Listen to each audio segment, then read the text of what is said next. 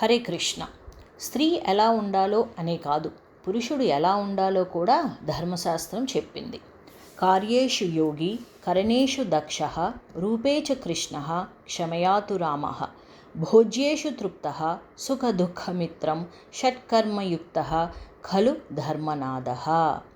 ఎందుచేతనో ఈ పద్యం జనబాహుల్యంలోకి రాలేదు. ఈ పద్యం అర్థం తెలుసుకుందామా? కార్యేషు యోగి, పనులు చేయడంలో ఒక యోగి వలె ప్రతిఫలాన్ని ఆశించకుండా చెయ్యాలి.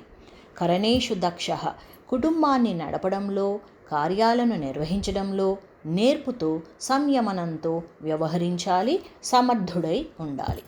రూపేచ కృష్ణ, రూపంలో కృష్ణుని వలె ఉండాలి, అంటే ఎల్లప్పుడూ ఉత్సాహంగా సంతోషంగా ఉండాలి.